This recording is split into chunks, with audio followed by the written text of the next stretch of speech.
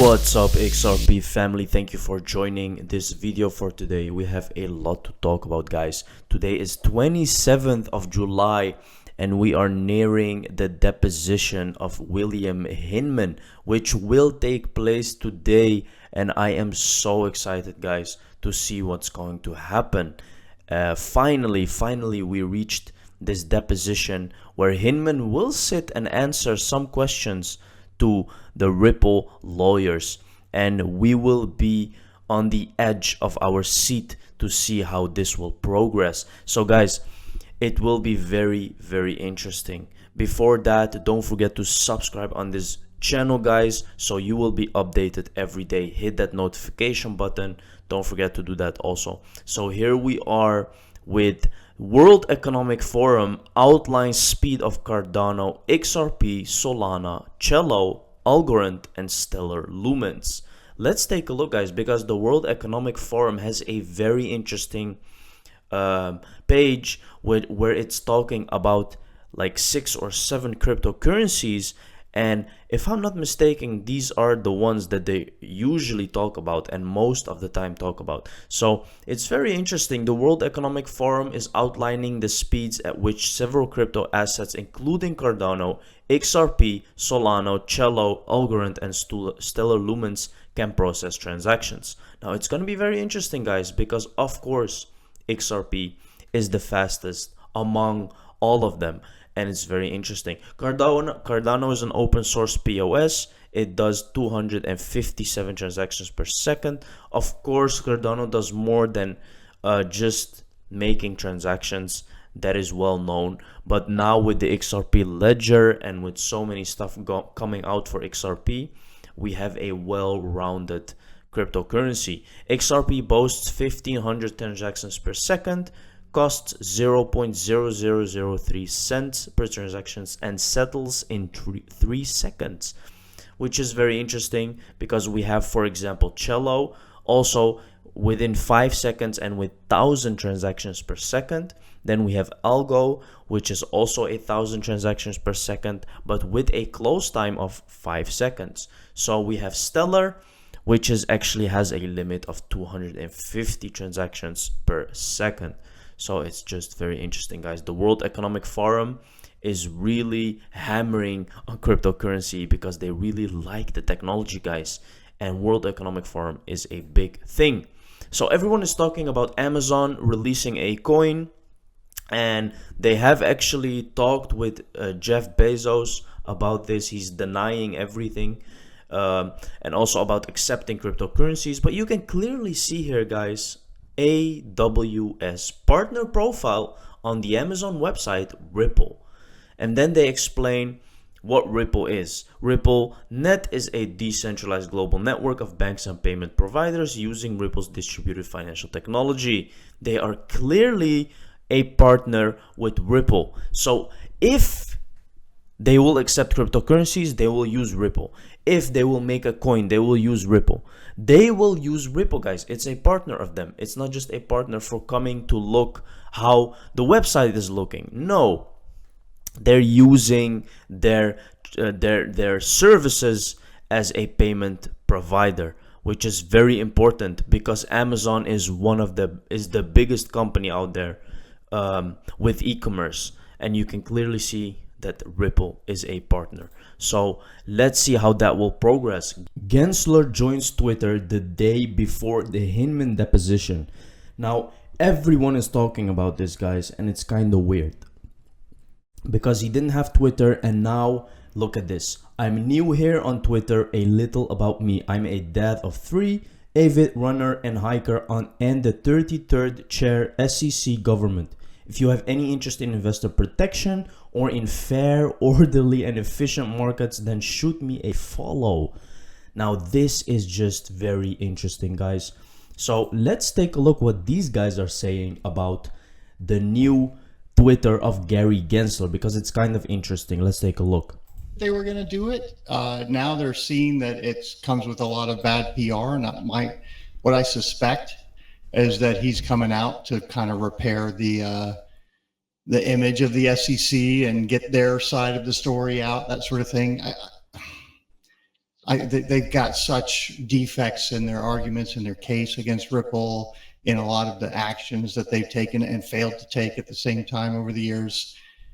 It's they don't have a great reputation when it comes to crypto. And now they're talking about, I don't know if it was the SEC or somebody else, but with governance token holders, they're going to have to be like responsible for their system is failing, is the way kind of I look at it. And now this is very clear, guys. Their system is failing. He's right.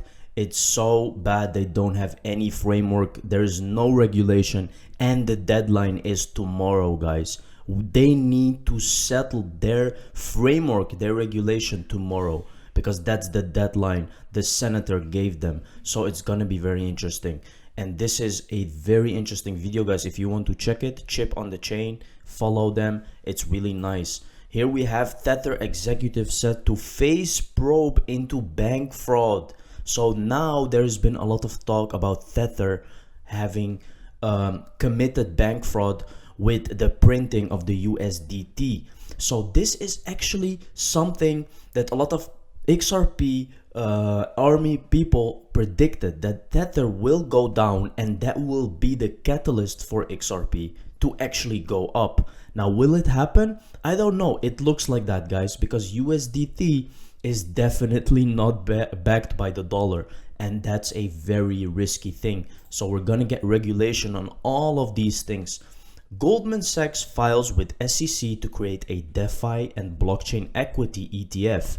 Wall Street mega bank is planning to create an exchange traded fund tied to the performance of companies that are working on blockchain technology and the digitization of finance, according to a Monday filing with the securities. Now, what will happen is that they will create an exchange where you can actually trade securities, which are the digital tokens. But is that really so? Because if Ripple creates a standard with this lawsuit, it's gonna be very different. But it's still interesting, and you can see that Goldman Sachs really has a lot of power. This is a prediction of Bitso doing the right thing by their users and distributing SGB Songbird to those who participated in the Flare Network snapshot on their exchange. So if you had your XRP on Bitso, you will get Songbird. You don't have to do anything. But then we go to this one, and as you can see, guys, because this was tweeted by Baba Cooks, if I'm not mistaken, and it actually spells Bitso if you combine these letters. So it's quite interesting how Genie saw that. XRP will be ending the week month on a high note. Now look at this, guys. It looks exactly the same. So it is possible that we will get a major bull run to the upside, because it's looking very good, but not yet. We don't have that confirmation just yet. We need to wait still, but we are getting there. This is a good pump that happened last day. Ripple's XRP, what about now? Swift announces cross-border payments in seconds.